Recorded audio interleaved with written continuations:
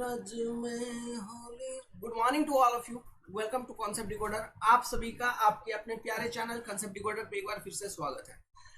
ये क्या है, हम क्या कर रहे हैं इसके बारे में बता दूं। हाईवे इंजीनियरिंग हमने अभी अभी पढ़ के खत्म किया है, तो इसके सारे क्वेश्चंस हम अभी सॉल्व कर रहे हैं। ठीक है, ओके। तो इसके क्वेश्चन सॉल्व कर रहे हैं। इससे पहले जस्ट एक वीडियो आ चुकी है, अब ये दूसरा वीडियो लेक्चर है जो हम सॉल्व करेंगे। ठीक है, ये सारे ऑब्जेक्टिव ईएससी के क्वेश्चंस हैं। क्वेश्चन को देखकर ये फ्रस्ट्रेशन में नहीं चला जाना आप लोग कि क्यों मैं ईएससी जैसा एग्जाम को छोड़ता हूँ। क्योंकि क्वेश्चन बहुत सिंपल है, इसके बहुत छोटे छोटे बहुत प्यारे प्यारे क्वेश्चन होते हैं। ठीक है, तो चलिए क्वेश्चन आपको अटेम्प्ट कैसा करना है। पहला क्वेश्चन को पढ़ना है। ठीक है, मैं क्वेश्चन दिखाऊंगा, आपको क्वेश्चन पढ़ लेना है, अटेम्प्ट करना है चीजों को। ओके, अगर सॉल्व हो रहा है, आंसर दे पा रहे तो बढ़िया, नहीं तो हम तो सॉल्यूशन तुरंत देंगे ही। ओके, वीडियो को पॉज करके अटेम्प्ट कर लेना, ये बहुत जरूरी है। ठीक है, चलिए question number 2.21। Consider the following factor: reaction time, speed, coefficient of longitudinal friction and gradient. Which of this factor are taken into account for computing braking distance. क्या होता है फॉर्मूला ब्रेकिंग डिस्टेंस का?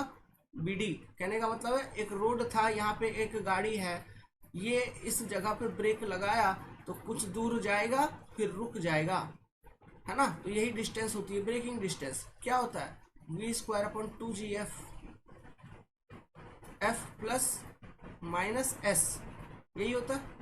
ठीक है, इसमें ब्रेकिंग एफिशिएंसी को अगर मैं ऐड करूं तो जो फाइनल फॉर्मूला ब्रेकिंग एफिशिएंसी के बाद बनता है v²/2g f into braking efficiency plus minus S.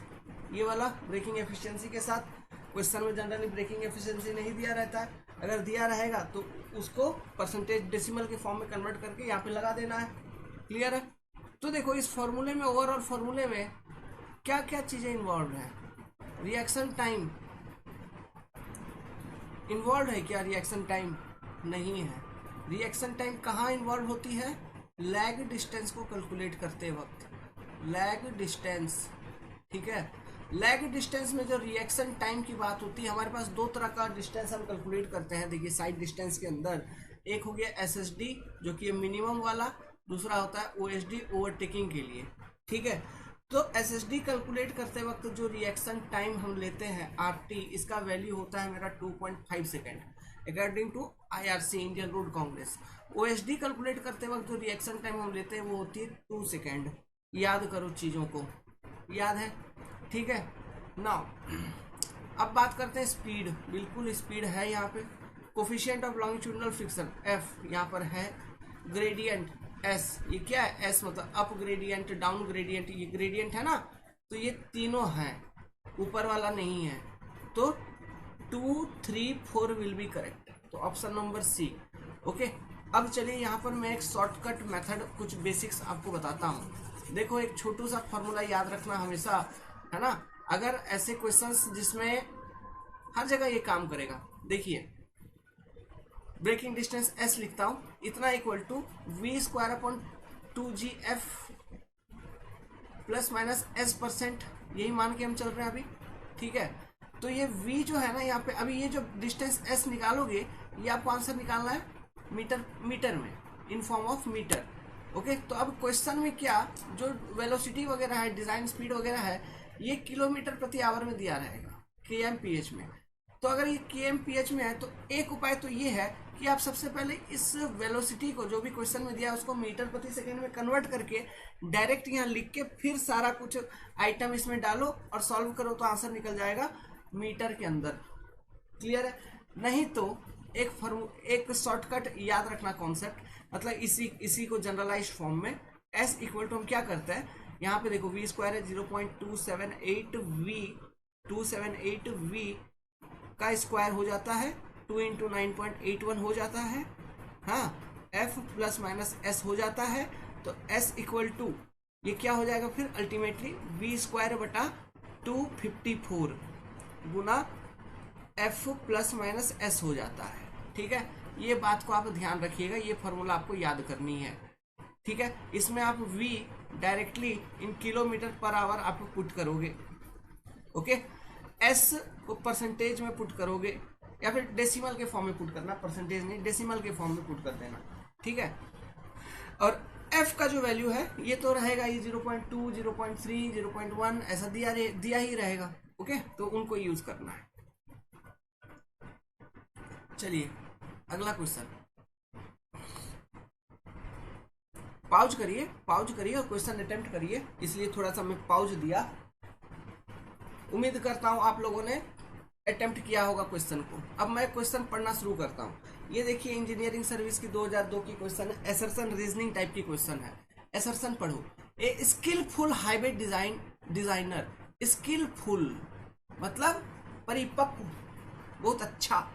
A skilful highway designer builds in speed control at critical location on horizontal curve rather than increase the super elevation।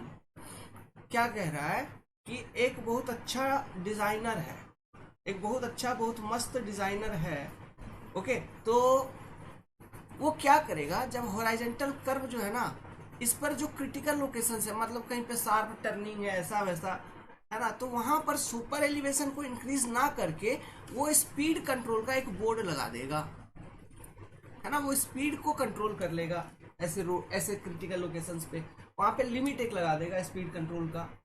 वो पहला statement इतना ही बात कह रहा है। रीजन पढ़ो इसका, क्यों ये रीजन क्या दे रहा है इसका।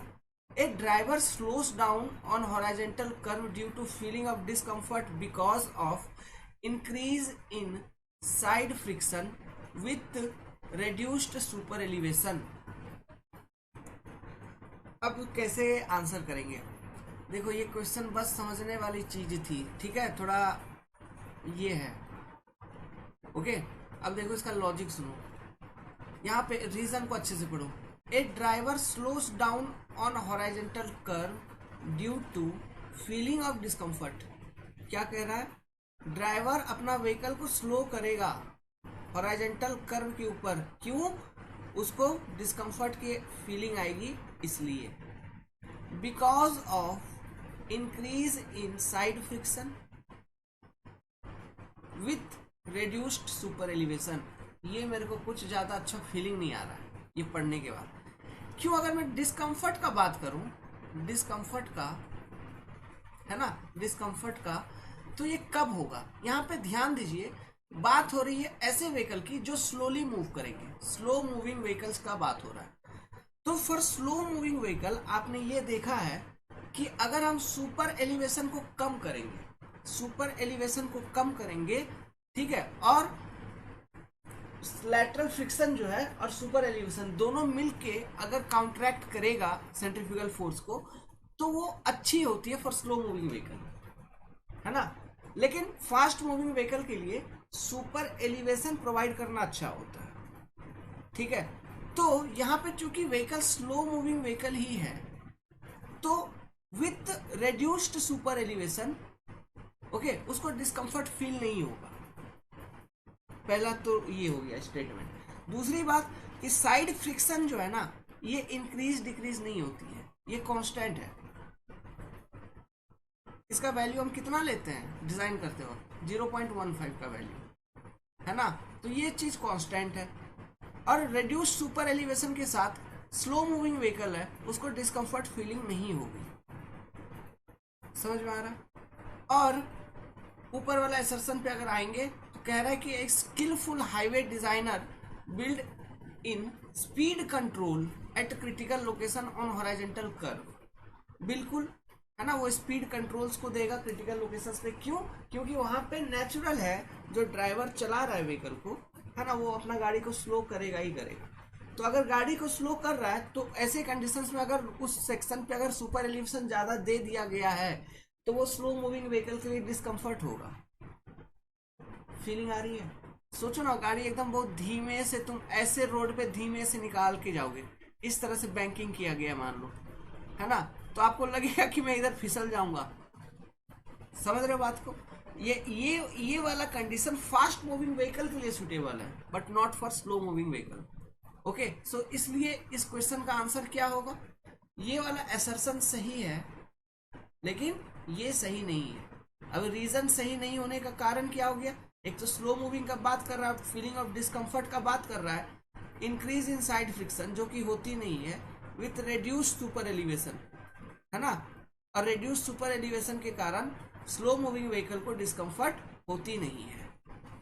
समझ में आ रहा बात? क्वेश्चन को कैसे अप्रोच किया गया, है ना। तो बहुत सारे थ्योरी, ऐसा नहीं है कि थ्योरेटिकल क्वेश्चंस के अंदर कंसेप्ट नहीं होता।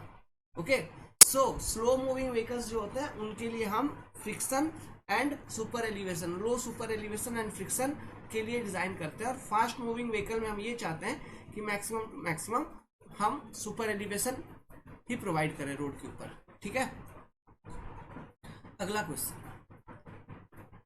The camber provided on A sloping road is 1/48।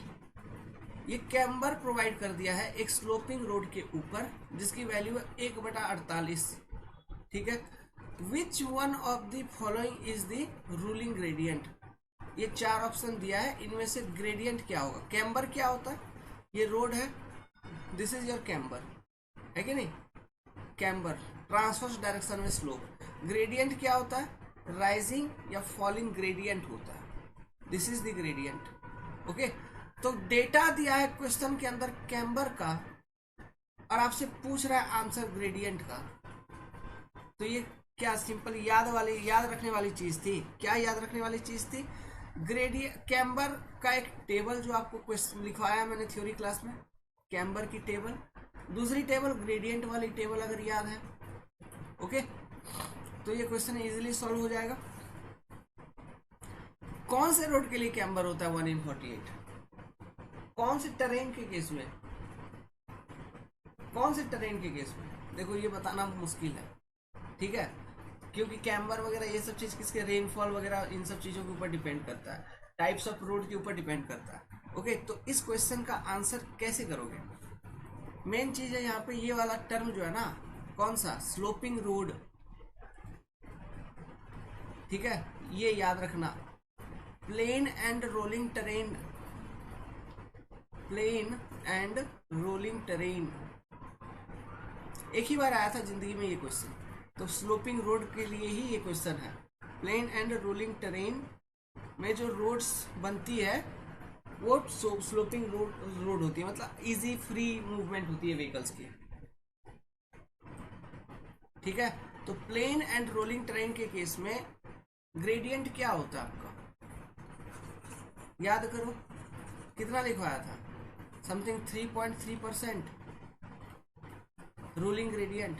3.3% कहने का मतलब 100/30, मतलब 100/3.3 करोगे तो कितना, लगभग 30 आ जाएगा, 1/30।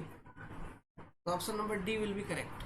डायरेक्ट टेबल से बात है, टेबल अगर आपको ग्रेडियंट का टेबल याद है तो सॉल्व हो जाएगा। तो इस तरह के जितने भी टेबल्स आपके कैम्बर का, ग्रेडियंट का, है ना, डिजाइन स्पीड का, क्रॉस स्लोप का, सब टेबल याद रखिए।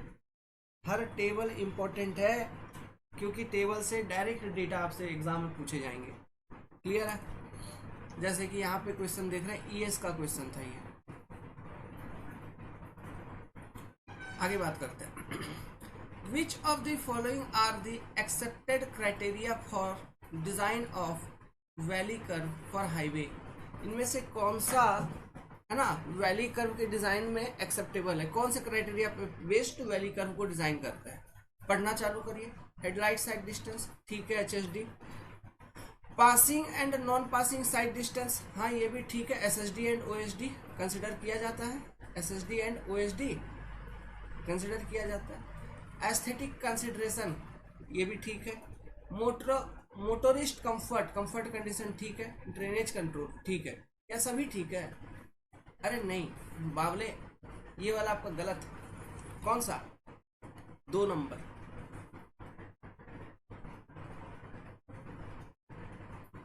हमारा मेन पर्पस होता है, हम डिजाइन कर देते हैं हेडलाइट साइड डिस्टेंस के लिए। क्यों? वैली कर्व का बात कर रहा है, वो भी नाइट टाइम में, वो भी नाइट कंडीशंस के लिए। डे टाइम में तो गाड़ी यहाँ है तो पूरा विजन क्लियर है आपको वैली का। नाइट में जहां तक हेडलाइट देखेगा वहीं तक आप देख पाओगे, है ना। सो डिजाइन इज और वहीं तक देख पाओगे जहां तक हेडलाइट दिखेगा, और वही हो जाएगा आपका SSD OSD वगैरह सब कुछ। क्लियर है ना, वैली के अंदर।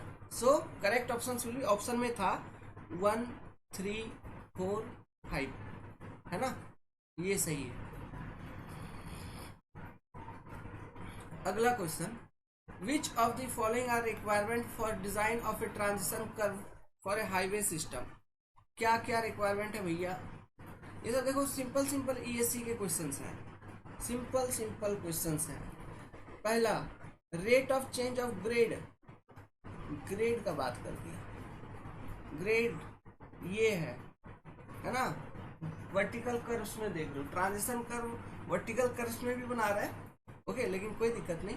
तो rate of change of grade क्या इफेक्ट करता है आपका, मतलब एक बेसिक रिक्वायरमेंट है क्या। दूसरा, rate of change of radial acceleration, हाँ ये एक बेसिक रिक्वायरमेंट है। Rate of change of super elevation, हाँ इस बेसिस पे लेंथ उसकी डिजाइन की जाती है। Rate of change of curvature, बिल्कुल इस बेसिस पे भी लेंथ डिजाइन की जाती है। सो 2 3 and 4 this will be your correct.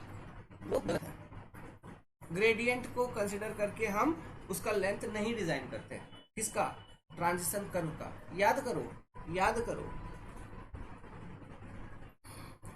Question देखिए, ये क्वेश्चन तो रिपीट हुआ है, a summit curve is formed at inter, ये क्वेश्चन मतलब 1996 या 7 में भी पूछा गया था, फिर 2005 में रिपीट हुआ। एक क्वेश्चन को इससे पहले वाले वीडियो क्लास में मैंने सॉल्व भी करवा दिया था, ठीक है। क्या बोल रहा है, एक सबमिट कर्व बन रही है, ऐसा ऐसा कोई रोड है, ये 3% है, ये 5% है, तो डेविएशन एंगल कितना,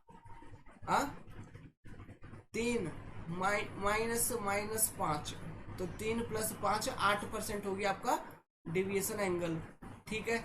सो what is the length of submit curve जो प्रोवाइड करनी है, S S D equal to 128 metre के लिए, 128 मीटर के लिए। तो यहाँ पे ऑप्शन देखो, अब मेरे पास कंडीशंस अलग अलग होते हैं कि मैं ये एज्यूम करूंगा length of submit curve greater than S S D, length of submit curve less than S S D, ये सब लेके, तो वो करने से पहले ऑप्शन देख लो। तो जितने भी आंसर है सबमिट कर्व के लेंथ के सारे 128 से ग्रेटर है, तो ये length of submit curve greater than SSD वाला ही केस है। और एसएसडी है चूंकि, तो लेंथ ऑफ सबमिट कर्व का फॉर्मूला क्या हो जाएगा, NS²/4.6,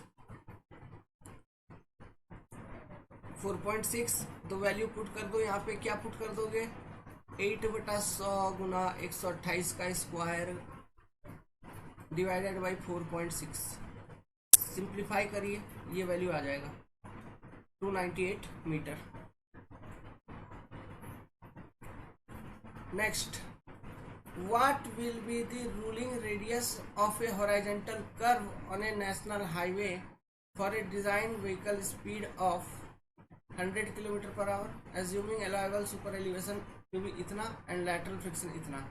रूलिंग रेडियस पूछ रहा है, ये डेटा दिया हुआ है। अरे देखो यार, E प्लस सुपर एलिवेशन का इक्वेशन E + F = V²/GR, है ना। तो आपसे क्या पूछे जा रहा है, आपसे पूछे जा रहा है R की वैल्यू, तो R = क्या होगा, अच्छा इसको सिंप्लीफाई कर लो पहले तो, है ना। स्पीड दिया हुआ है km/h में, इसको सिंप्लीफाइड फॉर्म इसका कैसे लिखते हैं, E + F = V²/127R, ओके ऐसे लिखते हैं, 127R लिखा हमने। तो देखो यार, तो ये वाला फॉर्मूला था आपका, ठीक है।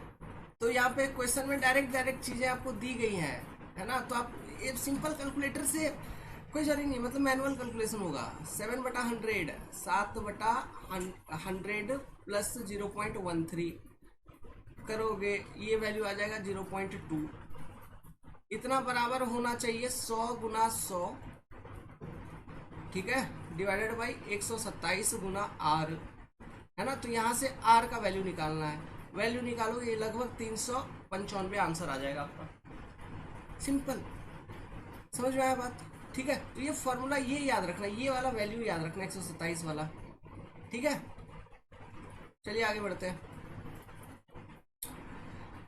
देखो इतना सरल क्वेश्चन इंजीनियरिंग सर्विस एग्जामिनेशन में आया है, किसमें, इंजीनियरिंग सर्विस में। हाँ कुछ क्वेश्चन अनसेंट आ रहे हैं, लेकिन वो जो अनसेंट क्वेश्चन आ रहे हैं वो एक ही बार जिंदगी में कभी आए हैं, जैसे कि वो स्लोपिंग रोड वाला, है ना, वो अनसेंट क्वेश्चन ही तो है। फिर और एक क्वेश्चन इससे पहले वाले क्लास में सॉल्व करवाया था, सेटबैक डिस्टेंस वाला, याद करो। तो उसमें एक फार्मूला बोला था याद करने के लिए, वो भी तो अंट क्वेश्चन ही है। ठीक है, नेक्स्ट इस वाले क्वेश्चन को पढ़िए। माफ करिएगा, थोड़ा सा एक कॉल आ गया था। आप ही लोग प्यारे प्यारे ब्रदर्स हैं मेरे जो कॉल करते हैं, और कौन करेंगे, मेरे को कोई कॉल नहीं करता आपके सिवा। ठीक है, ये वाला क्वेश्चन देखो यार, देखो कितना ऐसा फालतू फालतू क्वेश्चन आता है एग्जाम में, बस कंसेप्ट समझने की देरी है। Consider the following statement, a transition curve is provided on a circular curve. क्या दिक्कत, ठीक है, on a highway to provide, क्यों प्रोवाइड करते हैं ट्रांजिशन कर्व को एक हाईवे में सर्कुलर कर्व के पास। ट्रांजिशन कर्व का मेन ऑब्जेक्टिव क्या है, स्ट्रेट रोड था, यहाँ पे सर्कुलर कर्व है, तो सर्कुलर कर्व और स्ट्रेट रोड के बीच में एक स्मूथ ट्रांजिशन प्रोवाइड करने के लिए, है ना एक स्मूथ घुमाव प्रोवाइड करने के लिए हम एक particular length of transition curve हम प्रोवाइड करते हैं, और इसी लेंथ को हम डिजाइन करते हैं LT, है कि नहीं। तो अब ये जो लेंथ हम प्रोवाइड करते हैं, इस दौरान हम क्या क्या चीज करवाते हैं, सुपर एलिवेशन को ग्रेजुअली इंट्रोड्यूस करवाते हैं, फिर तुम्हारा सेंट्रीफ्यूगल फोर्स को, एक्स्ट्रा वाइडनिंग वगैरह, है ना, कंफर्ट टू पैसेंजर एश्योर करवाते हैं, ये सब चीजें हैं। तो स्टेटमेंट पढ़ो, gradual introduction of centrifugal force, very good, very correct. Minimum stopping side distance, आंख से देख के ही मेरे आंख में खटकना चालू हो गया था, ये काहे के लिए भी। Third, gradual introduction of super elevation, हाँ हाँ। Comfort and security to passenger, बिल्कुल। तो कौन सा करेक्ट होगा, 1, 3, 4, ऑप्शन नंबर बी। ठीक है, स्टॉपिंग साइड डिस्टेंस का कोई कंसिडरेशन होता ही नहीं अपना ट्रांजिशन कर्व के डिजाइन में, है कि नहीं, या उसके प्रोविजन में भी, उसके पीछे ये कॉन्सेप्ट है ही नहीं। क्वेश्चन पढ़ो, क्वेश्चन पढ़ो, क्वेश्चन पढ़ो। देखो क्या बोल रहा है, कोई एक रोड है, उसमें SSD का वैल्यू दिया 80 metre, and passing sight distance, passing PSD है क्या, ये ओवरटेकिंग साइड डिस्टेंस है, passing sight distance means OSD 300 metre. What is the intermediate sight distance, ISD। क्या बोलोगे इंजीनियरिंग, अब लग रहा है कि हमको एग्जाम देना चाहिए, है 2 टाइम्स SSD होता है, ठीक है, but it is substitute for OSD only, है ना। जहाँ OSD नहीं प्रोवाइड करते वहां हम SSD provide, sorry ISD provide करते हैं, जिसकी वैल्यू होती है 2 गुना SSD। 160 मीटर, 80 दुना 8 दुना 16। नेक्स्ट क्वेश्चन, ये देखो क्वेश्चन, देखो पढ़ो क्या पूछ रहा है। What is the minimum length of transition curve for a design speed of 80 kilometre per hour, ठीक है, in a horizontal curve of radius 240 metre. Question ये पूछा है कि आपको क्या minimum length of transition curve provide करनी होगी, ठीक है, आपको डिजाइन स्पीड दिया गया है in a horizontal curve of radius 240 metre. अब ये करने का हमारे पास क्या है कंडीशन, यहाँ पे 3 क्राइटेरिया हमारे पास अवेलेबल है, ठीक है, 3 क्राइटेरिया। पहला क्या, based on comfort condition, means rate of introduction of centrifugal forces, है ना, इस पर बेसिस हम सॉल्व कर सकते हैं। इस पर basis length of transition curve equal to LS equal to NV³ upon CR, sorry V³ upon CR, N तो उधर आएगा ना आपका सबमिट कर्व में, V³ CR ऐसा हम निकालते थे, ठीक है। C क्या है, सेंट्रीफ्यूगल एक्सेलरेशन है, rate of change of centrifugal acceleration 80 plus, क्या वैल्यू था इसका, 80 प्लस 75, C इक्वल टू हुआ करता था 80 divided by 75 plus R, radius of curve होती थी R। C का वैल्यू, इसका एक रेंज था याद करो, 0.5 से अधिक होना चाहिए इसका बराबर, ठीक है, और लेस देन इक्वल टू 0.8, इस रेंज में C आना चाहिए। तो इस वाले इक्वेशन में देखो, length of transition curve by using this criteria, ठीक है, बेस्ड ऑन क्या, कंफर्ट कंडीशन, आपको यहाँ से आप इजीली कैलकुलेट कर सकते हैं, क्योंकि इस कंसेप्ट को सॉल्व करने के लिए जो डेटा आपको चाहिए वो डेटा यहाँ पे अवेलेबल है। क्या क्या आपको डेटा दो ही चीज का चाहिए था, कौन कौन सा आपको चाहिए था? ये वाला आर का एक वैल्यू, वी का एक वैल्यू आपको चाहिए था। ठीक है, आर और वी आपको मालूम, सी आप कैलकुलेट कर लोगे, सी कैलकुलेट कर लोगे तो यहां से फिर ये लेंथ निकल जाएगा। दूसरा दूसरा जो हमारे पास कंसेप्ट है, और दूसरा कंसेप्ट क्या है कि ये हम कैलकुलेट करें by using IRC data, IRC data.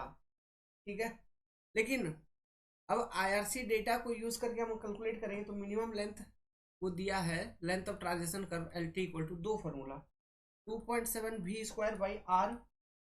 ठीक है, ये दिया है प्लेन एंड रोलिंग टेरेन के लिए, पी एंड आर के लिए। दूसरा दिया है length of transition curve IRC ने V square by R simply, ये दिया है हिली एंड स्टीप टेरेन के लिए। ठीक है, ये दो अलग अलग फॉर्मूला था।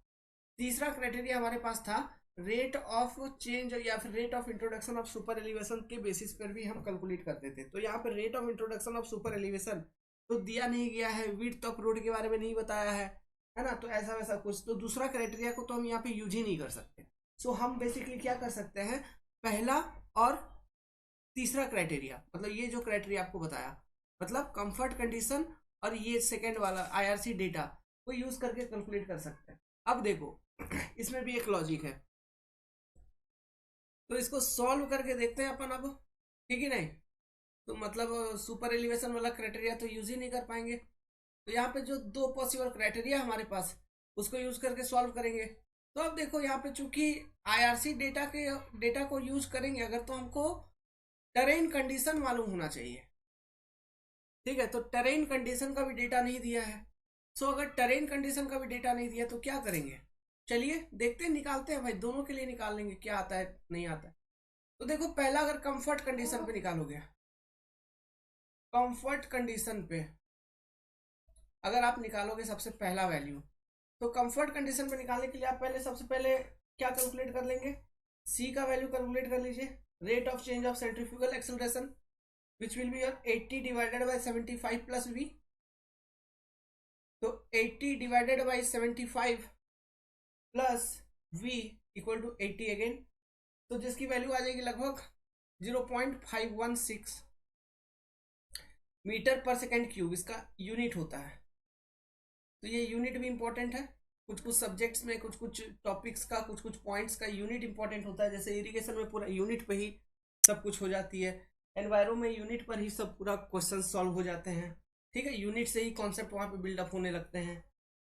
तो length of transition curve will be equal to, तो यहाँ पे चेक लगाने का जरूरत है क्या, नहीं, देखो ग्रेटर देन 0.5 है ओके, है ना, लेस देन 0.8 है ओके, तो ये वैल्यू ओके है, एक्सेप्टेबल वैल्यू है okay. So length of transition curve will be equal to क्या होगा,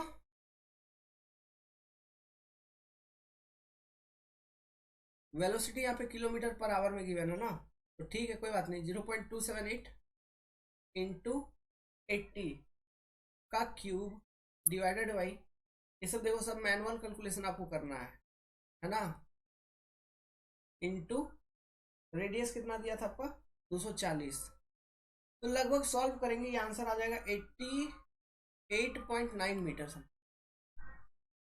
विच इज इक्वल टू लगभग 89 मीटर कह सकते हैं। ठीक है, अप्रोक्सीमेटली। तो ऑप्शन में देखो 89 मीटर कोई आंसर है क्या,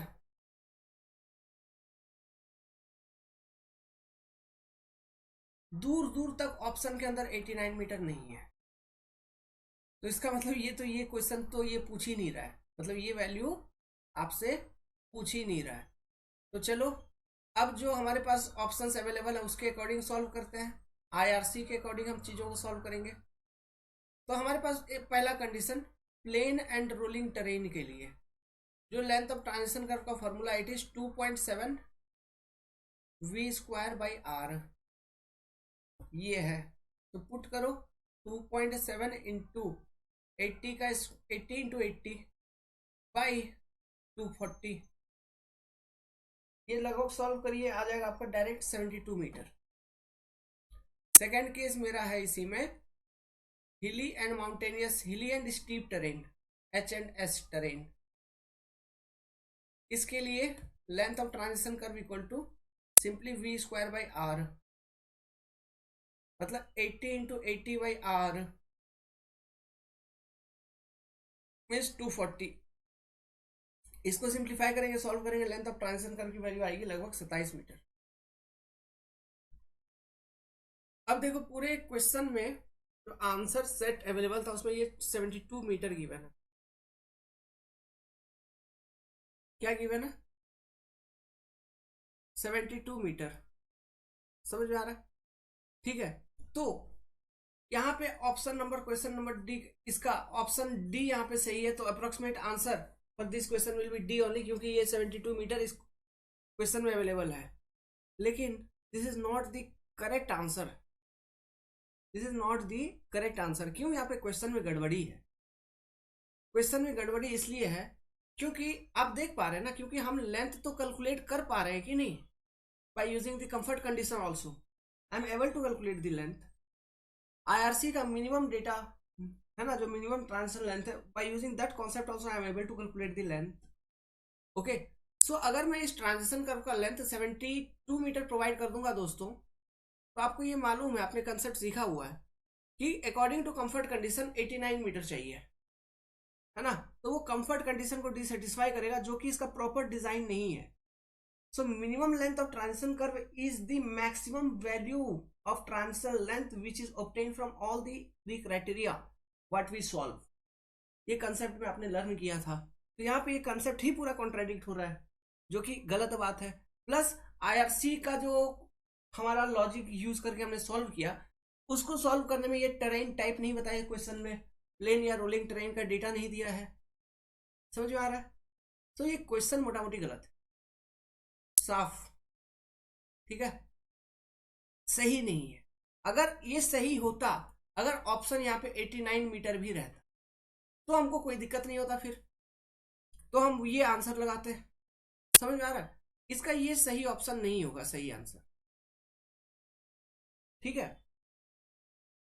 बस ये चीज। तो इस तरह के कुछ क्वेश्चंस रहते, तो बोलोगे सर आप ऐसा, अरे मैं इसमें क्या कर सकता हूँ, कुछ कर पाऊंगा? नहीं कर पाऊंगा, ये क्वेश्चन ही वैसा है। तो इन सब चीजों को आइडेंटिफाई करके बगल कट लेना है, सब निकल लेना है।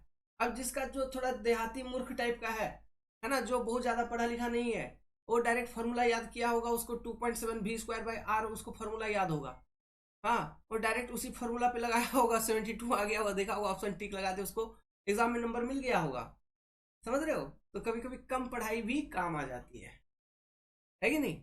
ओके, सो और एक चीज मैं आपको बताता हूँ, एक बात ध्यान रखना, जब भी एग्जामिनेशन में क्वेश्चन सॉल्व करोगे हाईवे वाले पार्ट में, देखना यही सब चीज सुनने और समझने वाली, कंसेप्ट वाली बात है। इसलिए हम ये क्वेश्चन सॉल्विंग सेशन लेके आए। जब भी आप सॉल्व करेंगे तो ध्यान रखना, जब आपको टेरेन कंडीशन आपको क्वेश्चन में नहीं दिया गया है कि टेरेन कंडीशन क्या है, सो हम बेसिकली बाय डिफॉल्ट में क्या एज्यूम करके चलूंगा कि terrain condition is plain and rolling terrain, क्योंकि इंडिया में हमारा जो ट्रेन कंडीशन अवेलेबल होता है it is plain and rolling terrain generally. Hilly terrains वो है जहाँ हिली ट्रेन्स हैं, तो वो मेंशन किया जाएगा कि आप हिली या फिर स्टीप या फिर माउंटेनियस ट्रेन के लिए डिजाइन कर रहे हैं चीजों को। नहीं तो बाकी जनरली अमूमन जितना भी आप डिजाइन करेंगे वो आप प्लेन एंड रोलिंग टेरेन के केस में ही डिजाइन कर रहे हैं, तो वो एक तरह से बाय डिफॉल्ट एजम्पशन होते हुए चलती है।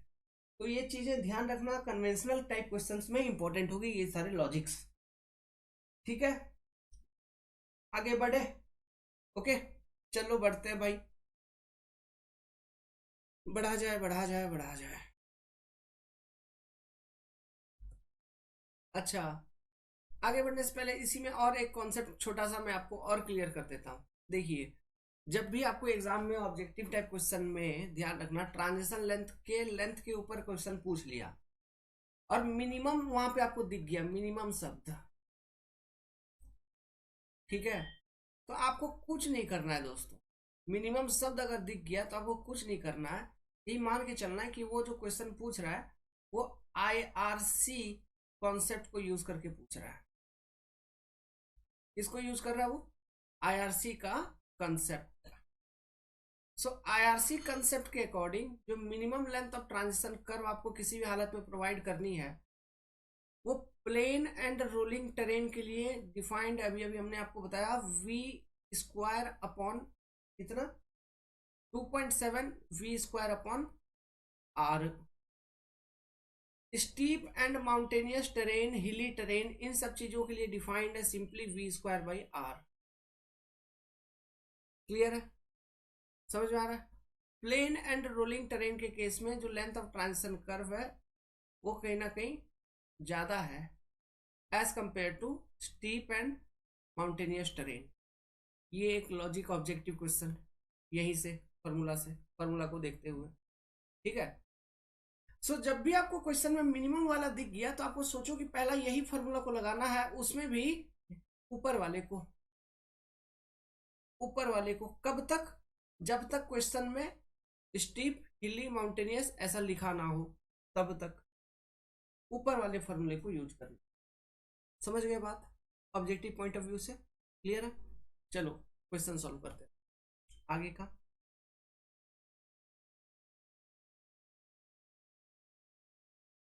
चलिए वीडियो को पॉज करिए, क्वेश्चन सॉल्व कर, क्वेश्चन अटेम्प्ट करिए। वीडियो को पॉज करिए, क्वेश्चन अटेम्प्ट करिए। क्वेश्चन कहता है the design speed of a highway is 80 kilometre per hour and the radius of circular curve is 150 metre in plain topography. यहाँ पे देखो प्लेन टोपोग्राफी मेंशन्ड है। Which one of the following is the minimum length of transition curve. देखो minimum शब्द भी mentioned है, सीधा हम IRC लगा देंगे। LT equal to 2.7 V square by R, और कुछ नहीं करना है। तो 2.7 इंटू, ठीक है, वी स्क्वायर मतलब 80 गुना 80, ओके, बाई आर। अच्छा इसमें ये फॉर्मूला इंपेरिकल फॉर्मूला है, तो जो v का वैल्यू आप लोगे वो सीधा का सीधा किलोमीटर पर आवर में लेना, इस वाले में 2.7 वी स्क्वायर बाई आर वाले फॉर्मूले में, divided by R 150 metre. Solve करिए, क्या रिजल्ट निकल रहा है? 115 पॉइंट समथिंग आ जाएगा, 1115 metre. Option number A is your correct, ठीक है।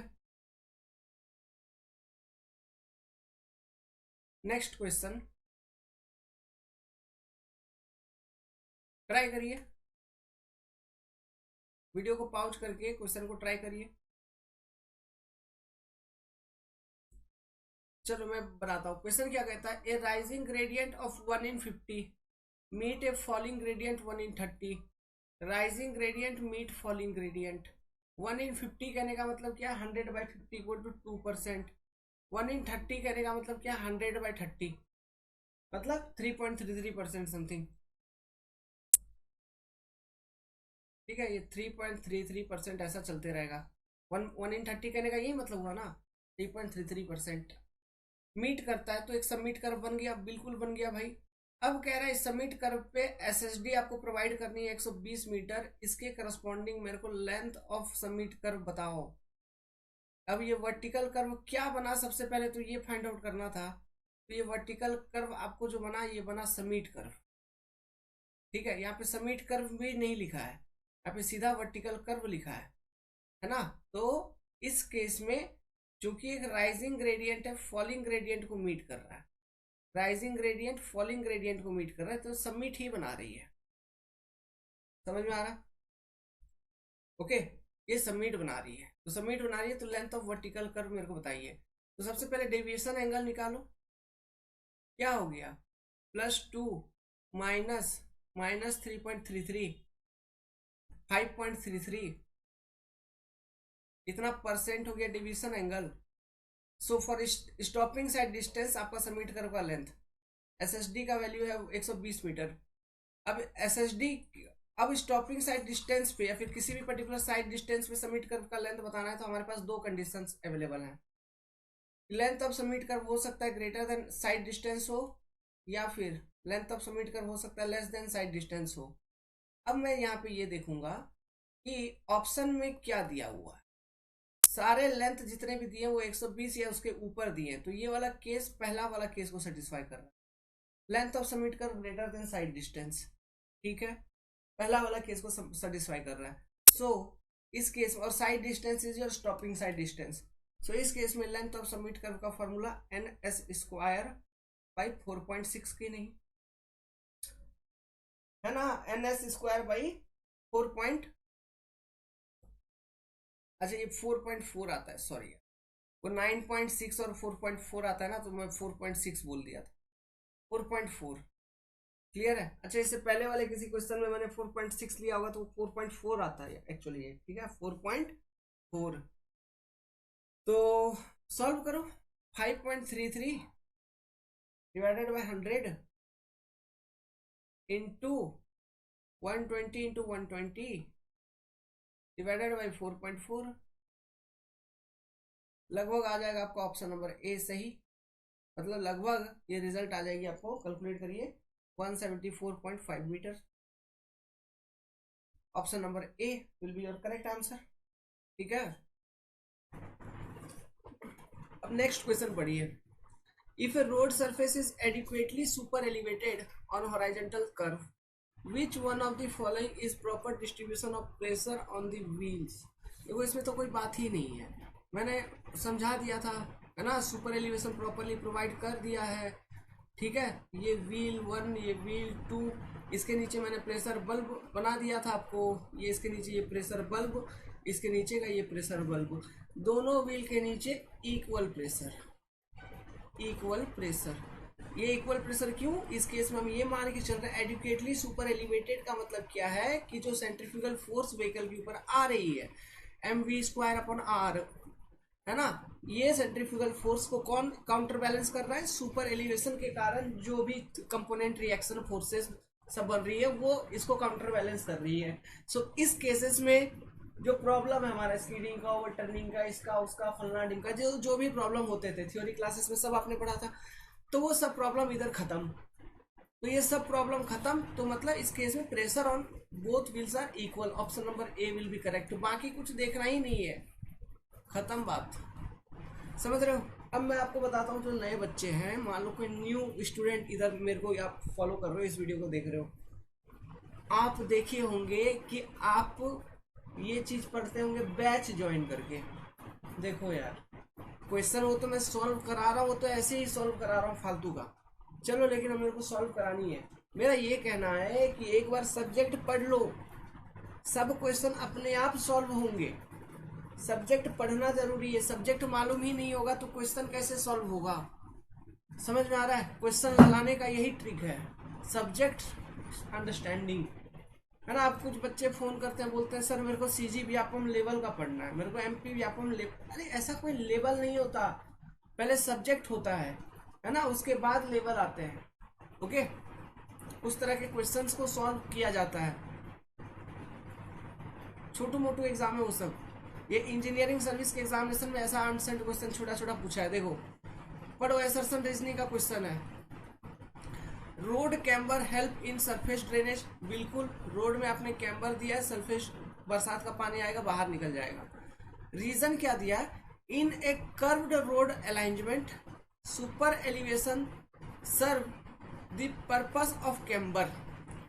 रीजन कह रहा है कि अगर कोई कर्व लोकेशन है, कर्व अलाइनमेंट है, कर्व रोड है, तो वहां पे जो आप सुपर एलिवेशन प्रोवाइड करेंगे ना, तो वो आपका कैम्बर का पर्पस को सर्व करेगा।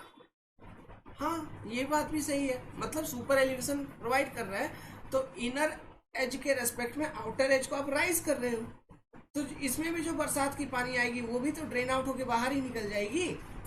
तो एट कर्व लोकेशन आपको अगर ड्रेन बनानी होगी, किस साइड बनाएंगे, इनर साइड, आउटर साइड, किधर किधर बनाओगे ड्रेन को, आपको पानी किधर निकालनी है, इनर साइड में पानी निकलेगा, क्योंकि आउटर बैंक को आप राइज करोगे, है ना, तो इनर साइड में ड्रेन रहेगा हमेशा, ध्यान देना।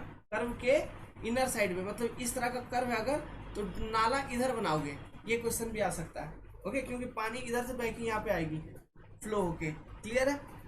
फिर ये नाले में एक ग्रेडियंट दिया जाता है, नाले का भी एक ग्रेडियंट रहता है ना। ये अगर कंक्रीट का नाला है तो ये ग्रेडियंट, ड्रेनेज ग्रेडियंट लगभग 1/500 रहता है, ये लॉन्गिट्यूडनल ग्रेडियंट के बारे में बता रहा हूँ। अगर आपने कोई ओपन ड्रेन या फिर जस्ट ऐसे मिट्टी सिंपली खोल के रख दिया है तो ग्रेडियंट लगभग और अधिक देना पड़ता है, जिसकी वैल्यू होती है समथिंग 1/200, याद रखना। फॉर ओपन ड्रेन ये ग्रेडियंट था, है ना, this is for concrete drains, this gradient concrete drains. तो अब आते इस वाले क्वेश्चन के ऊपर। तो ये वाला क्वेश्चन जो है, इस क्वेश्चन के अंदर में statement road camber helps in surface drainage, ये भी सही है। रीजन इसका दे रहा है in a curve location, curve road alignment super elevation serve the purpose of camber. हाँ, कैम्बर का पर्पस है ड्रेनेज, तो सुपर एलिवेशन के कारण ड्रेनेज होता है कर्व लोकेशंस पे। तो लेकिन रोड कैम्बर ड्रेनेज सर्व करता है, उसका रीजन ये नहीं है कि मतलब ये दोनों स्टेटमेंट अपने आप में करेक्ट है, एक दूसरे के ऊपर इंटरडिपेंडेंट वाला नहीं है कुछ, है ना। तो इस क्वेश्चन का आंसर होता बी, है ना, कि both are individually correct statement. समझ में आ रहा है? Okay, next question. क्वेश्चन को पढ़ो, क्वेश्चन को पढ़ो, फिर बोलना कि सर क्यों सर आप ऐसा करते हैं। If super elevation is not provided on A horizontal curve of a highway, एक हॉरिजॉन्टल कर्व है हाईवे का, इस पे सुपर एलिवेशन आपने प्रोवाइड नहीं किया है, then on which portion of the road are pothole likely to develop.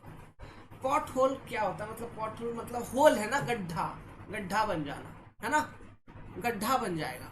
तो कहां पर गड्ढा बन सकता है? ऑप्शन पढ़ो, outer as of the road, inner as of the road, centre of the road, shoulder of the road, किधर गड्ढा बनेगा? क्या कंसेप्ट है इसके पीछे?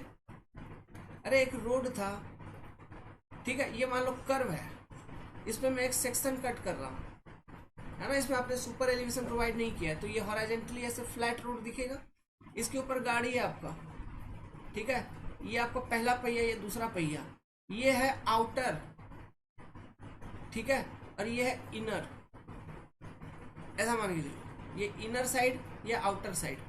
सो अभी जब गाड़ी ये कर्व वाले रोड पे चलेगी तो इस सेंटर से बाहर की ओर एक प्रेशर लगेगा, है ना, एक फोर्स लगेगा, सेंट्रीफ्यूगल फोर्स P = mv²/r का। याद आ रहा है सब कुछ, एक्सप्रेशन, डेरिवेशन, फॉर्मूला। तो ये जो फोर्स है ना, ये जो आउटर वाला पहिया है, इसके अबाउट इस व्हीकल को ओवरटर्न करने का कोशिश करेगा, उठाने का, ये आउटर वाले पहिया के बाद उठने का कोशिश करेगा रोड, मतलब ये व्हीकल रोटेट होने का, आपकी पलटी मार दे। समझ में आ रहा है? इसको रजिस्ट करने के लिए और एक कंपोनेंट आता था इसका वेट का, W, जो इसको रजिस्ट करता था, B × W का एक मोमेंट प्रोड्यूस करवा के। समझ में आ रहा है? इसको हम रजिस्टिंग मोमेंट कहते थे। वो डेरिवेशन याद करो जो आपको करवाया था। तो ये तब की केस है जब आपने सुपर एलिवेशन प्रोवाइड नहीं किया है, तो सारा का सारा प्रेशर इस केस में आउटर व्हील पे होता है। तो यहाँ पे रिएक्शन जो है R, ये सबसे अधिक होगा, और ये वाला रिएक्शन जो है ना, मतलब इनर साइड पे जो व्हील है वहां पे कम होगा। तो सोचो आउटर साइड पे चक्का पे बहुत ज्यादा लोड आ रहा है, बहुत ज्यादा रिएक्शन आ रहा है, तो क्या आउटर साइड पे रोड ज्यादा दबेगा चक्का के अंदर में? तो वहां पे ज्यादा गड्ढा होने का चांसेस है। इसको रटिंग भी कहते हैं, रट लाइंस, रट लाइंस, है ना, रटिंग। ओके, तो पॉट होल्स, गड्ढा किधर डेवलप होगा? Outer as of the road पर। करेक्ट ऑप्शन क्या? ऑप्शन नंबर ए। समझ में आई क्या?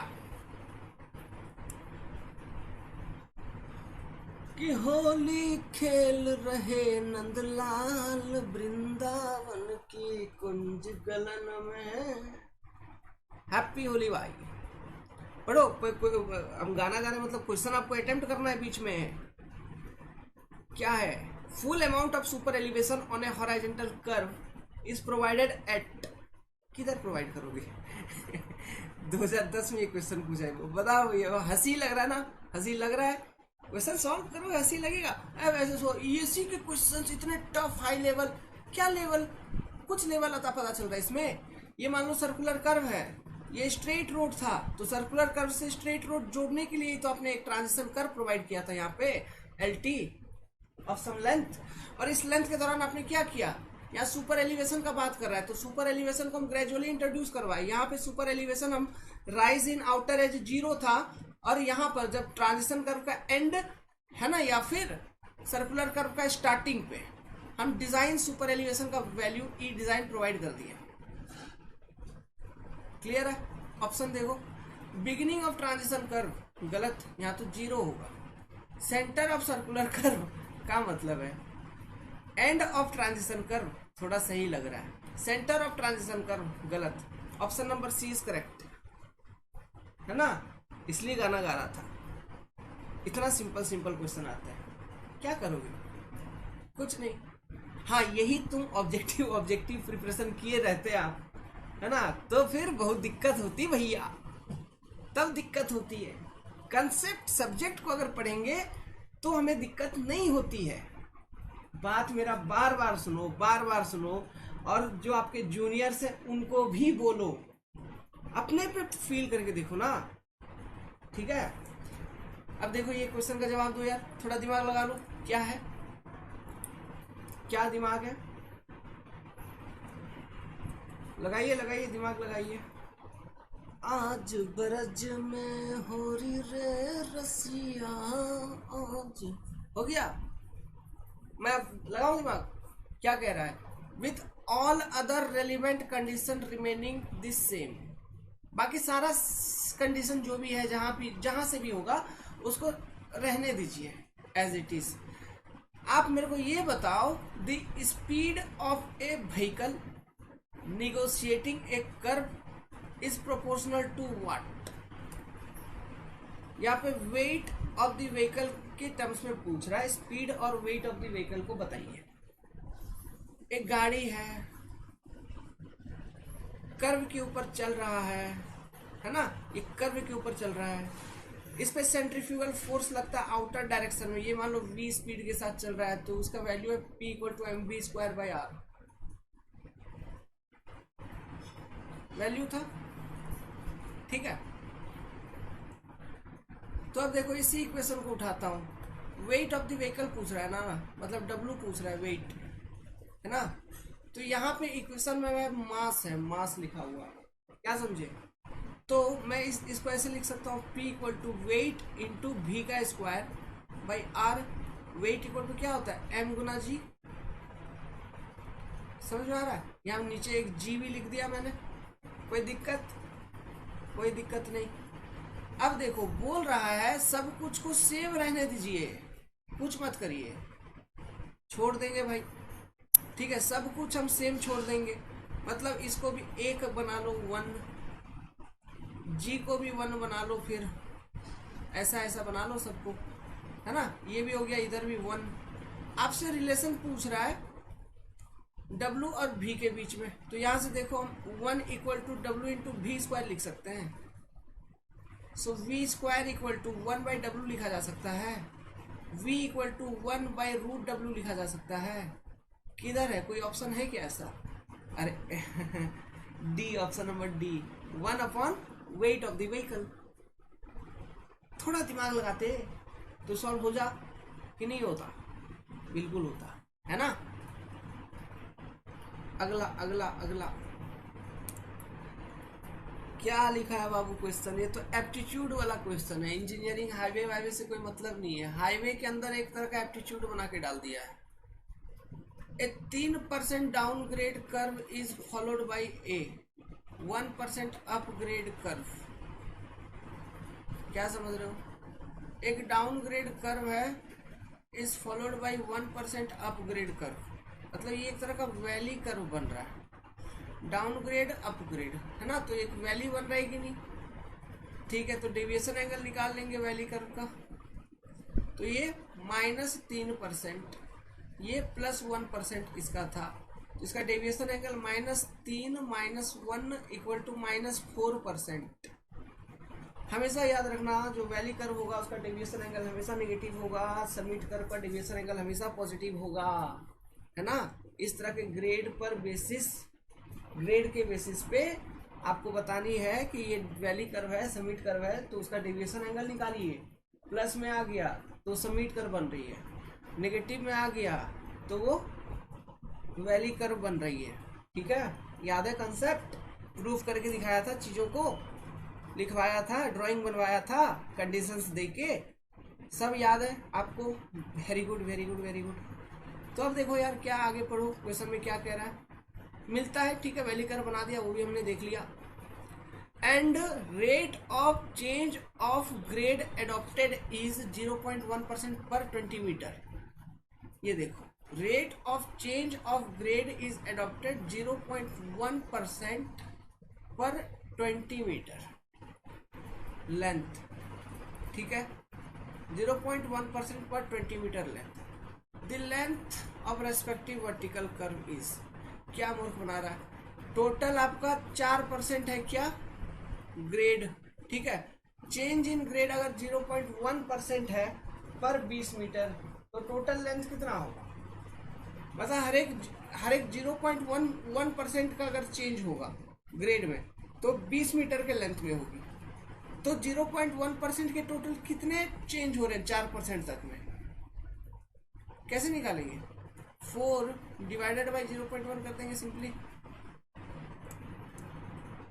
तो ये कितना आ जाएगा, लगभग 40 आ जाएगा, है ना, 40 बार आ रहा है। तो एक बार 0.1% की चेंज हो रही है तो 20 मीटर के लेंथ में हो रही है, तो ऐसे करके आप 40 बार ऐड करिए, मतलब सिंपल है, 20 गुना 40 कर देंगे, 8 2 2 800 मीटर यहाँ दिख रहा है सामने, समझे।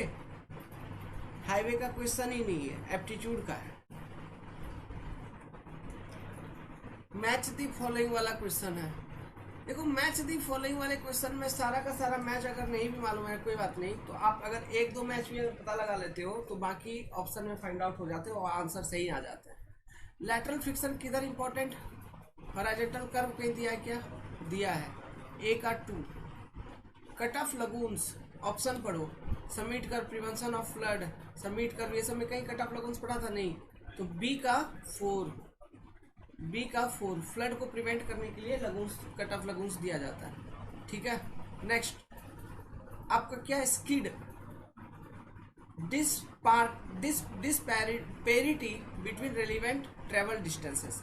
अरे देखो, एक चक्का है, स्किडिंग कब होगा, जब रोटेशनल मोशन, दो तरह का मोशन है, रोटेशनल एंड ट्रांजिशनल, है ना। जब ट्रांजिशनल मोशन अधिक हो जाएगा, ये ट्रांजिशनल मोशन है, ये रोटेशनल मोशन है, जब transitional motion will be greater than rotational motion to cover a particular length of the road, है ना, तो वहां पे क्या हो गया, ये जो पेयर है फॉर इक्विलिब्रियम क्या होना चाहिए, transitional motion must be equal to rotational motion, है ना, ये इक्विलिब्रियम होता है हमारा।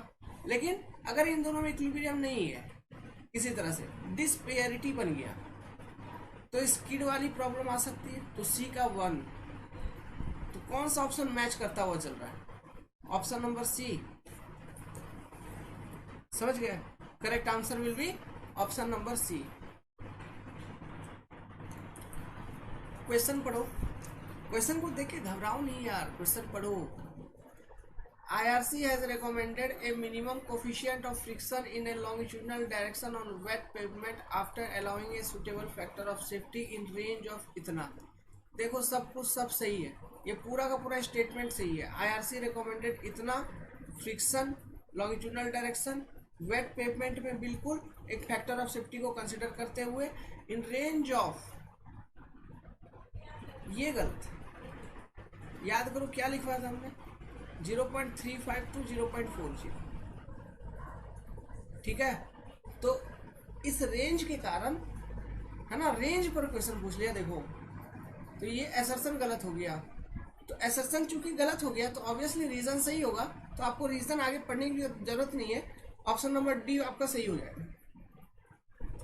ए is false but R is true, but एक बार रीजन पढ़ के देखो, when the longitudinal coefficient of friction of 0.4 is allowed for stopping the vehicle, the resultant retardation is 3.93 meter per second square will be developed। क्या मतलब हुआ इसका, retardation मतलब एक्सेलरेशन के उल्टा, मतलब रोकते वक्त जो स्टॉपिंग फोर्स है वो कितना एक्सेलरेट करके, मतलब कितना जल्दी जल्दी उसका एक्सेलरेशन कम होता है, that is called as retardation. तो देखो यार, रोड पे कोई रोड है, मान लो इसके ऊपर गाड़ी चल रही है ना, ये उसका पहला चक्का, ये दूसरा चक्का, ये आपका गाड़ी है, ठीक है। सो गाड़ी जब चलेगी तो इसके इस डायरेक्शन में एक फोर्स लग रही है ना, इसका मास है, मान लो वजन है m, तो फोर्स इंटू एक्सेलरेशन, जो एक्सेलरेट करते हुए चल रही होगी, मास इंटू एक्सेलरेशन के बराबर का एक फोर्स लग रहा होगा, एम इंटू ए का। समझ में आ रहा है? फिर गाड़ी जब रुका मान लो तो फ्रिक्शन, वैसे अब ऐसे अपोजिट डायरेक्शन में मान के चलो तो ये फ्रिक्शन फोर्स एफ आर, इसकी वैल्यू कैसे, F into weight of the vehicle, है ना। तो वेट मतलब इसके सीजी से ग्रेविटी के डायरेक्शन में डब्ल्यू एक्ट कर रहा होगा।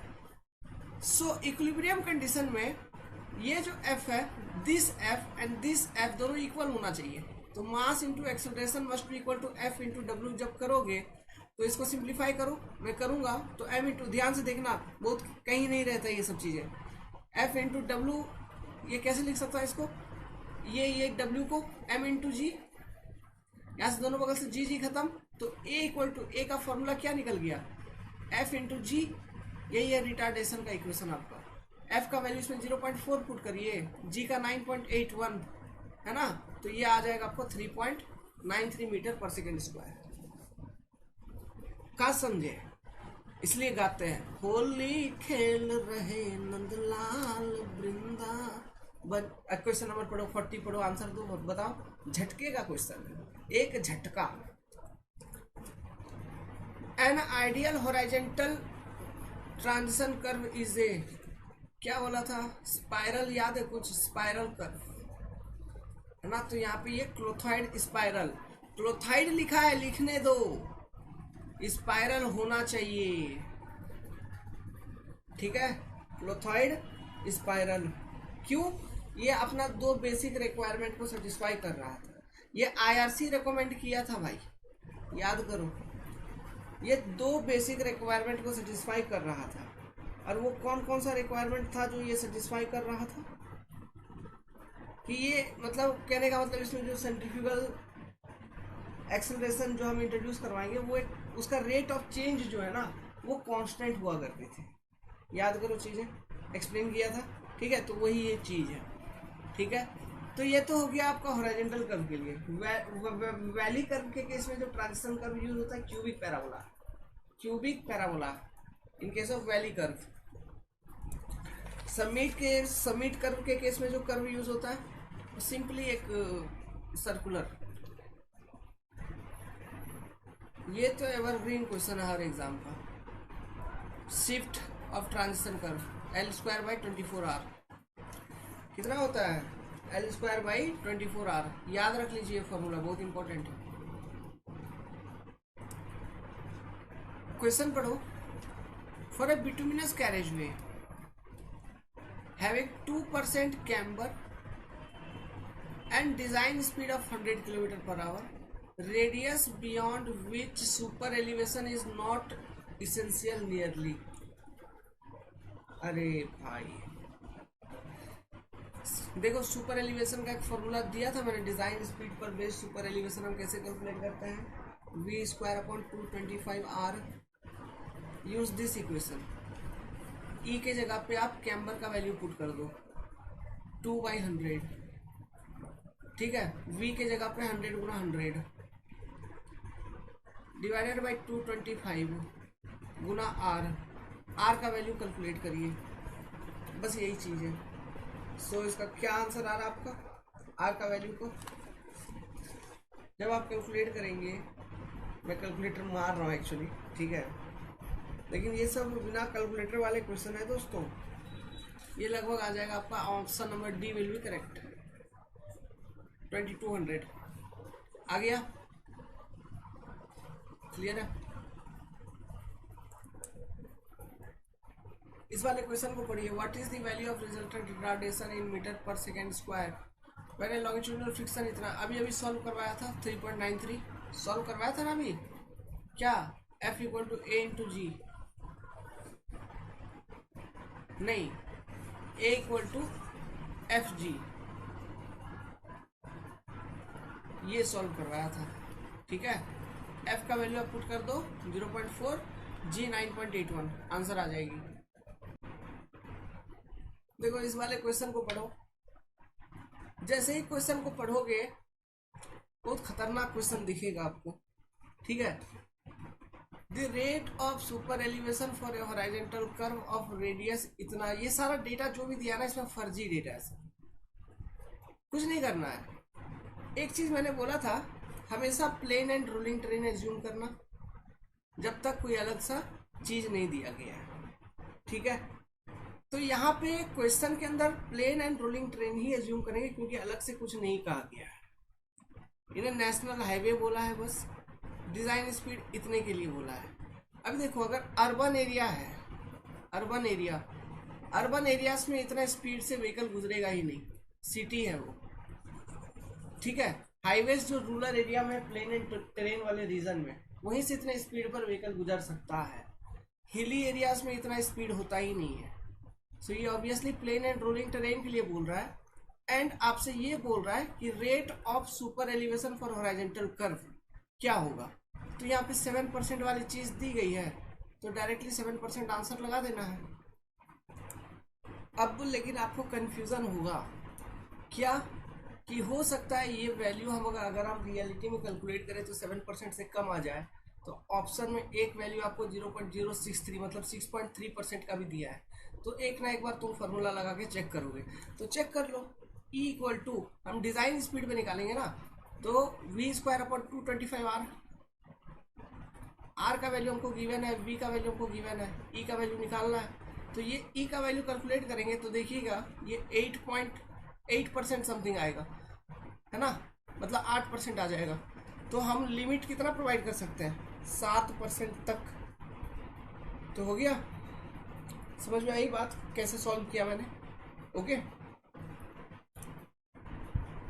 अब देखिए ये क्वेश्चन पढ़िए, ये भी बेसिक सिंपल सा एप्टीट्यूड वाला क्वेश्चन है, ठीक है, एप्टीट्यूड वाला question. Average स्कीड resistance find out करने के लिए बोल रहा है, मतलब को फ्रिक्शन का, लॉन्गिट्यूडिनल फ्रिक्शन का वैल्यू। तो अभी एक फार्मूला दिया था F equal to F into G, तो F इक्वल टू A/G एक फार्मूला दिया था।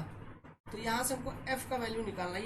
ये ट्रैफिक इंजीनियरिंग वाला जो हमारा वीडियो लेक्चर है उसको आप देखेंगे ना, तो उसमें ये चीज़ हमने डिराइव भी किया हुआ है, ठीक है।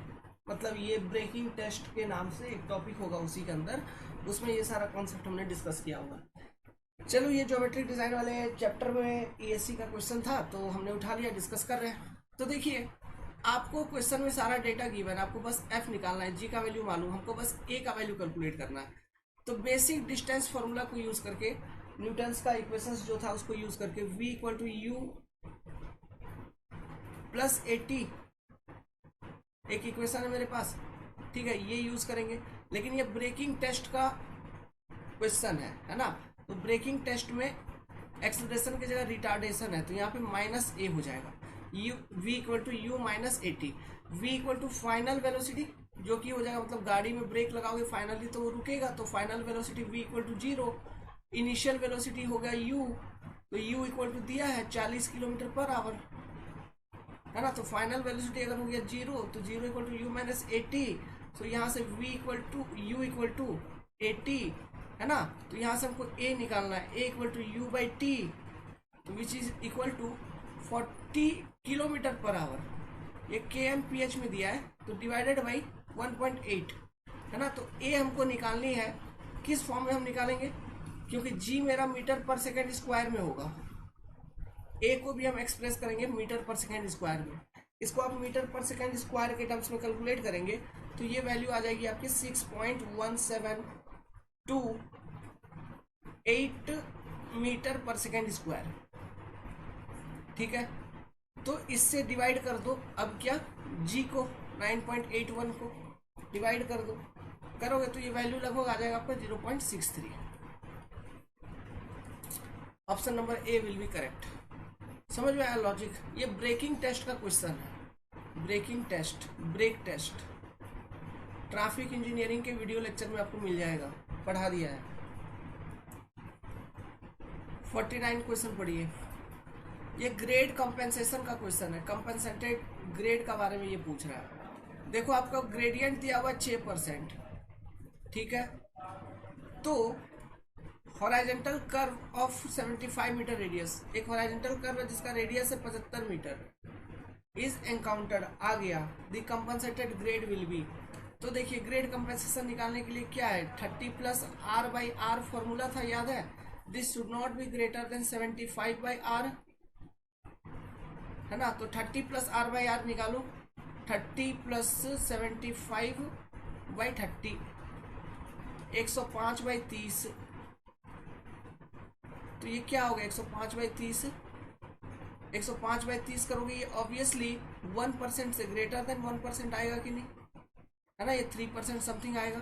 लेकिन this should not be greater then 1%, this value should not be greater then 1%। मतलब क्यों, 75/r है ना आपका, इससे ज़्यादा नहीं होना चाहिए। तो 75/75 कर रहे हैं तो 1% आ रहा है मेरा, तो 1% से ज़्यादा नहीं होना चाहिए। तो मैक्सिमम ग्रेड कितना हम कंपनसेट कर सकते हैं, 1% कर सकते हैं हम कंपनसेट। तो कंपनसेटेड ग्रेड क्या होगा, 6% दिया है, 6 - 1 घटा देंगे 5%, डी।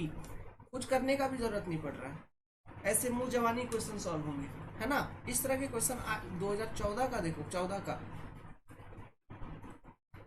2017 का क्वेश्चन देखिए, पढ़िए, ट्रांजिशन कर्व का आंसर करो बाबू। आज बिरज में होली हो गया आंसर, एक्सप्लेन करूं क्या, बोथ 1 और 2 सही है। पूछ रहा है क्या पर्पस के कारण आप ट्रांजिशन कर्व डिजाइन करते हैं। पहला तो gradual introduction of centrifugal force on moving vehicle from zero on straight road, बिल्कुल सही बात। सेंट्रीफ्यूगल फोर्स का formula mv²/r, mv²/r। Straight road के स्टार्टिंग पे r of the transition curve is infinity. So किसी भी चीज को इंफिनिटी से डिवाइड करेंगे तो जीरो, है ना। तो सेंट्रीफ्यूगल फोर्स को धीरे धीरे धीरे धीरे gradually along the length of transition curve introduce करते करते डिजाइन वैल्यू पे लेके आते हैं, जो कि सर्कुलर कर्व पे कांस्टेंट बनी रहती है।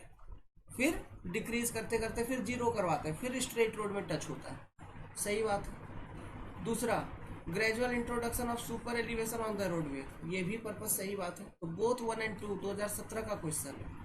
अब बोलोगे कि काहे नहीं सर हम EAC ही दे दें, है तो दे दो ना, कौन मना कर रहा है, दीजिए ना, मैं तो बोल रहा हूँ दीजिए, इसलिए तो पढ़ा रहे हूँ, ठीक है।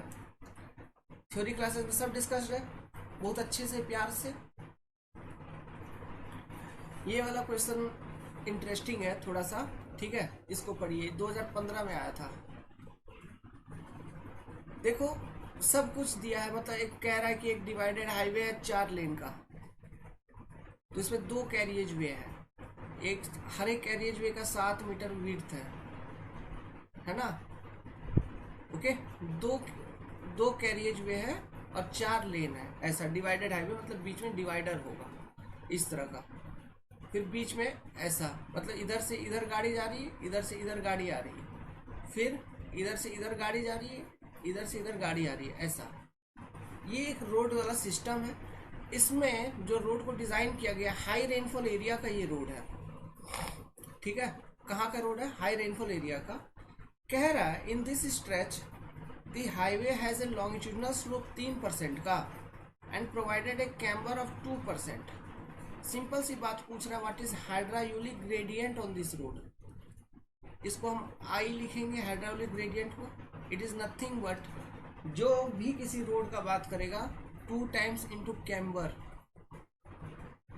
याद रख लो formula,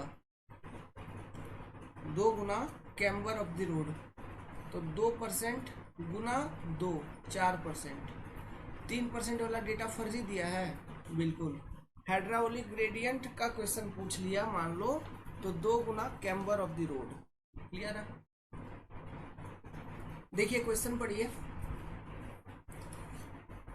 in a area of heavy rainfall, सबसे पहला पॉइंट ए स्टेट हाईवे, दूसरा पॉइंट हैवी रेनफॉल एरिया है, स्टेट हाईवे है, ऑफ हाई बिटुमिनस टाइप, तीसरा पॉइंट सरफेस विथ 4 लेन, मतलब 4 लेन कहने का मतलब वही अभी सेम टाइप का रोड था, 4 लेन है इसमें, ठीक है, ओके 4 लेन है, जिसकी टोटल चौड़ाई कितनी 14 मीटर, 3.5 हर एक लेन का, टू बी कंस्ट्रक्टेड बनानी है।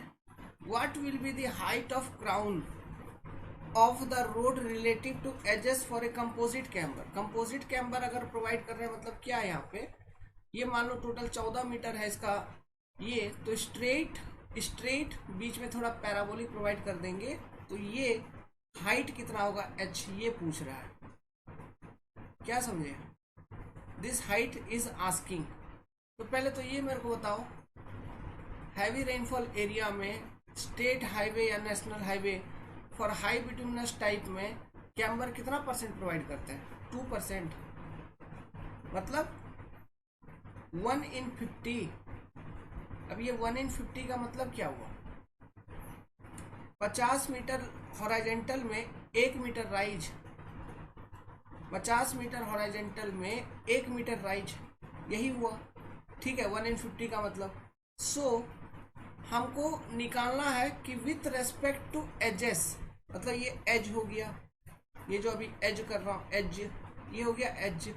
With respect to edge camber का क्या हाइट होगा? तो ये भी एक ट्रायंगल रफली बना ही रहा है।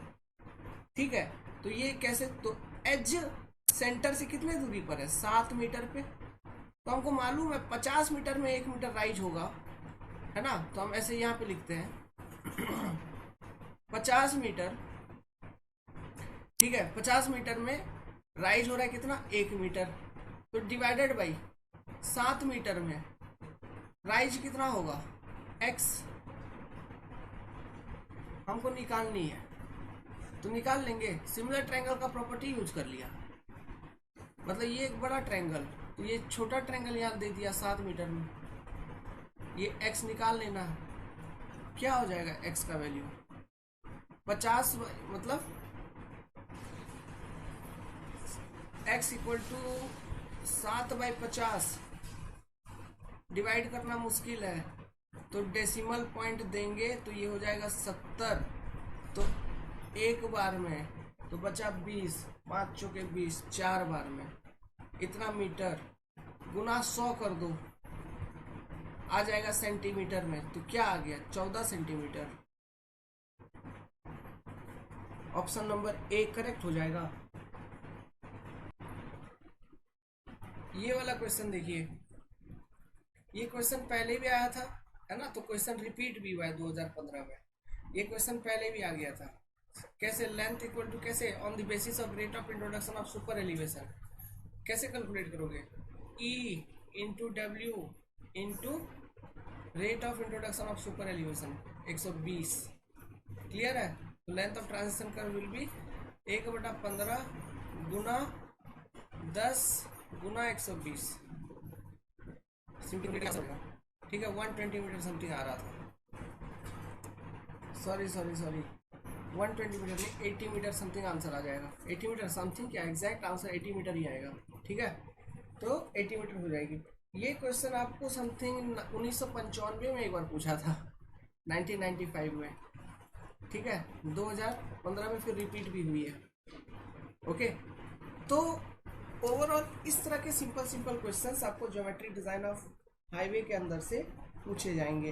तो आप कोई भी एग्जाम में सॉल्व करेंगे। जब ईएससी में देख रहे हैं इतना सिंपल छोटा क्वेश्चन पूछ रहा है, अगर कोई भी एग्जाम में ऐसे ही सिंपल छोटे क्वेश्चन पूछते हैं, गेट में ये ऐसे सिंपल पूछेंगे, लेकिन कैलकुलेशन करवाएगा आपको गेट वाले एग्जाम में, गेट वाले क्वेश्चंस में। वहाँ विदाउट कैलकुलेटर चीजें सॉल्व नहीं होंगी।